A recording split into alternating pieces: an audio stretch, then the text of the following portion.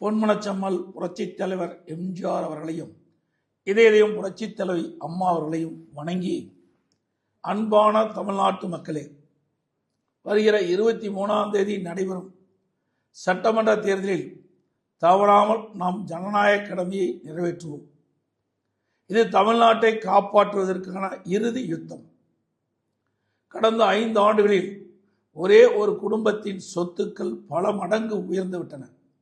ஆனால் மாநிலத்தின் கடனோ அதிகமாகி மக்கள் தலையில் விழுந்திருக்கின்றது. பொய்யான வேலைவாய்ப்பு வாக்குறுதி அளித்து மக்களை ஏமாற்றிவிட்டார்கள். கடந்த 5 ஆண்டுகளில் உயர்கல்வித்துறை முற்றிலும் சிதைந்து விட்டது. பெண்களுக்கு எங்குமே பாதுகாப்பு இல்லாத சூழல் நிலவுகிறது. போதை மற்றும் வன்முறை காடாக மாறிவிட்டது. இந்த அராஜக ஆட்சியிலிருந்து உங்கள் பிள்ளைகளை காப்பாற்ற உங்கள் வாக்குத்தான் ஒரே ஆயுதம். ஒரு குடும்பம் மற்றும் அராஜக ஆட்சிக்கு முற்றுப்புள்ளி வைத்து மக்கள் நலன் காக்கும் குற்றமற்ற சிறப்பான பாதுகாப்பான தமிழ்நாட்டை அனைத்து இந்திய அண்ணா திராவிட முன்னேற்றங்களால் மட்டும் தர முடியும்.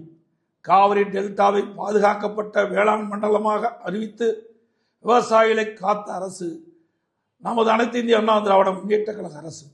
ஒரே ஆண்டில் 11 புதிய அரசு மருத்துவக் கல்லூரிகளை கொண்டு வந்து சரித்திரம் படைத்தோம் நம்முடைய அரசாங்கம்.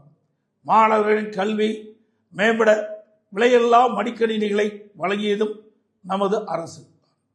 அம்மா உணவகம் மற்றும் அம்மா மினிக்கிளினிக் ஆகியவற்றை ஏழைகளுக்காக அமைத்து கொடுத்தோம். சிறப்பான நமது தேர்தல் அறிக்கை மூலம் வளமான ஒரு எதிர்காலத்தை தமிழகத்துக்கு வழங்க இருக்கின்றோம். அது மூலம் தமிழ்நாடு இன்னும் முன்னேற்ற பாதையில் செல்லும். அனைத்து இந்திய அண்ணா திராவிட முன்னேற்ற கழக தலைமையிலான தேசிய ஜனநாயக கூட்டணி அதிக வாக்குகளை பெற்று அமோக வெற்றி பெறவும், அனைத்து இந்திய அண்ணா திராவிட முன்னேற்ற கழகம் தனி பெரும்பான்மையோடு வெற்றி பெற்று ஆட்சி அமைக்கவும், தேசிய ஜனநாயக கூட்டணியில் அங்கம் வைக்கின்ற கட்சியுடைய சின்னங்களான இரட்டை இலை சின்னம், தாமரை சின்னம், மாம்பழ சின்னம், குக்கர் சின்னங்களில் பெருவாரியான வாக்குகள் அளித்து வெற்றி பெற செய்யுமாறு அன்புடன் கேட்டுக்கொள்கின்றேன். நன்றி, வணக்கம்.